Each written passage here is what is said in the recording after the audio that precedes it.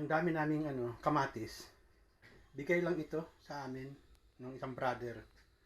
Halos dalawang box ito yung isa na kay Jenny. Ngayon, hindi natin ito mauubos, kaya ang gagawin ko dito, iluluto ko para ma-preserve. Kasi sayang mabubulok lang ito Pag nailuto ko ito, ilalagay ko ito sa mga garapon. Yan. Pag nailagay ko sa garapon ito, kahit mga ilang buwan, hindi siya masisira. Kasi mahal ang kamatis Ayan, ang dami, no? Ang gaganda pa naman. Oh? Ang ganda siya. Pati sibuyas, dahon ng sibuyas, ang daming binigay din sa amin. Yung iba nabulok na nga lang. Ayan.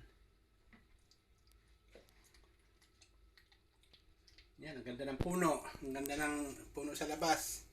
Pero malamig. Napakalamig. Kasi ngayon yung tagsibol. Malapit na ang summer. Pagka winter, walang dahon yan.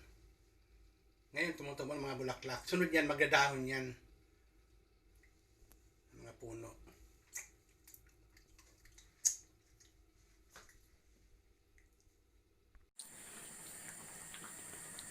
Ayan na, nahiwa ko na. Naisalan ko na. Papakuluan lang natin yan ng mga ilang oras. At pagka medyo naluto na, ilalagay ko sa mga garapon. Pakuluan lang natin ito. Hindi ko pa naubos yung ang dami pa. Kasi hindi kasya doon sa kawali.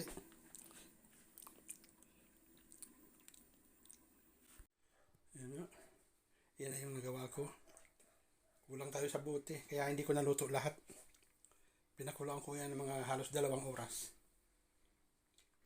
Dito sa kawali. Hindi pa naubos yung kamatis, marami pa. Ayan pa